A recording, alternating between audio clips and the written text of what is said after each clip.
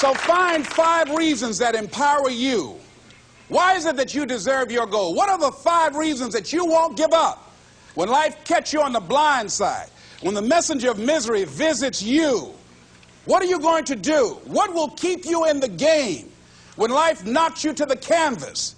See, the Buster Douglas that fought in the last fight was not the Buster Douglas that fought Mike Tyson. See, the Buster Douglas that got knocked down while fighting Mike Tyson had gotten out of an alcohol recovery center. His mother had died. His wife was ill with a terminal illness. He was considered a nothing, a bum. So when he got knocked down, Buster Douglas had a reason to get back up because he said, I'm dedicating this fight to the memory of my mama. But when he fought the last fight that he had, and he got knocked down, and he had a guaranteed $24 million in his pocket, whether he got up or not, he just said, hurry up and count me out.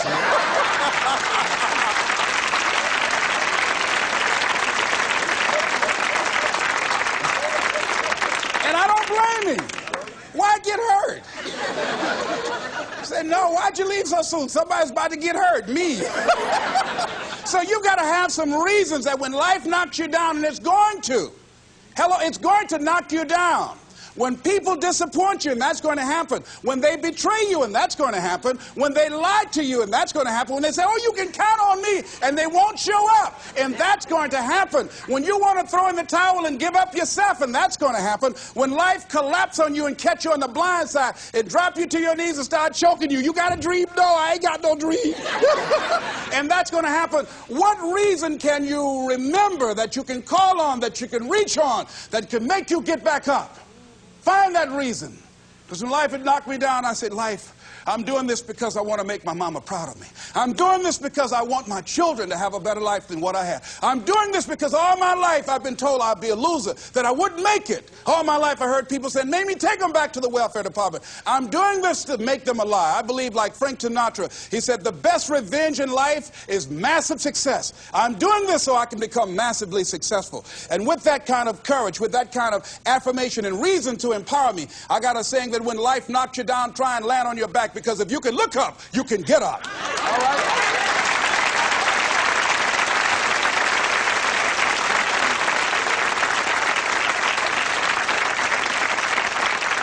So when you run out of money, when things don't work out for you, when things happen that you could not anticipate, what are the reasons that you can think of that can keep you strong, that can keep you in the game, that will be your rod and staff to comfort you, that can be your bridge over troubled waters? Those reasons are very important. Nietzsche said, if you know the why for living, you can endure almost anyhow.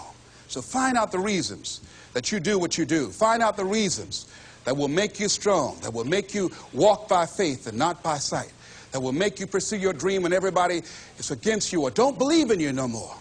And let me tell you something, that's a lonely feeling.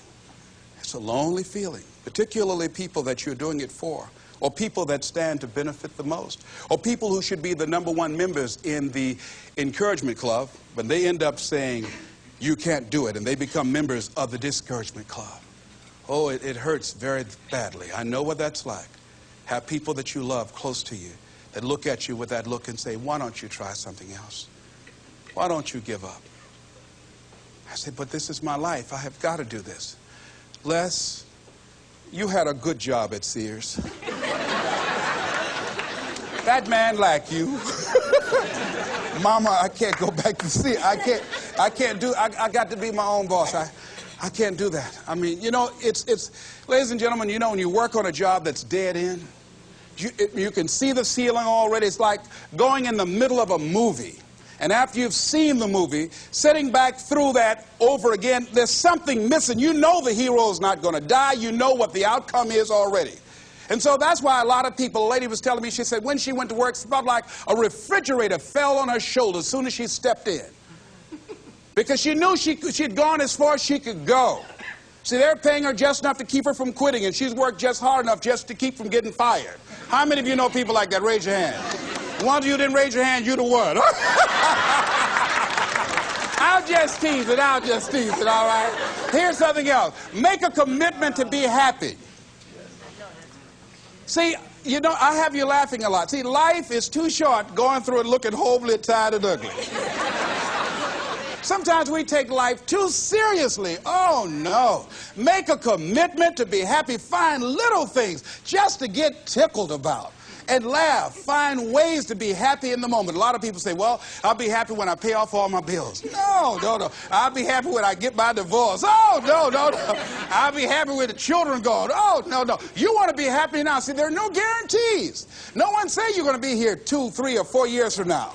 So you want to be happy right now in the moment. Repeat after me. I must make a commitment. I must make a commitment to be happy. To be happy. Right now. Right now. Right now. Right now. Is all I got. All I got. Shake somebody's hand on your right and left and say, you deserve to be happy.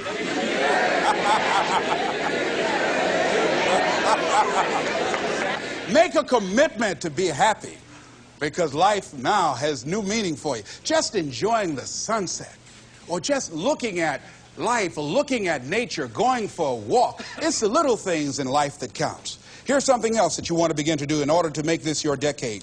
You want to begin to get all the toxic people out of your life. Hello? Energy drainers, get them out of your life. See, ladies and gentlemen, it takes a lot of energy to reach your goal. It takes a lot of emotional, mental, and spiritual energy to reach your goal. And you can run faster with 100 who want to go than with one around your neck. So there are two kinds of relationships. Sid Simon talks about this. Nourishing relationships and toxic relationships. Nourishing relationships are the relationships that inspire you. They motivate you. They bring the best out of you. Toxic relationships are relationships with people that always criticize you. All they can do is find fault. All they can do is just exploit your weaknesses. All they can do is remind you of the mistakes that you've made in the past. These people are bad for your health. Toxic people can run your blood pressure up. One apple can spoil a whole barrel. One negative energy drainer can spoil your whole life. I know people whose lives have been ruined because somebody wasn't good for them. See, there are some people that aren't good for you. Hello? They aren't good for you. You've got to get them out of your life. See, a lot of people put up with a lot of foolishness because they don't want to die by themselves. Here's what I believe. I believe in a one-to-a-box theory.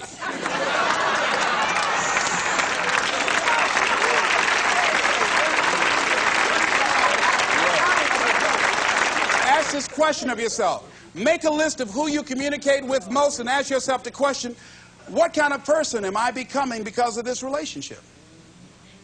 Is it helping me to grow mentally and emotionally and spiritually?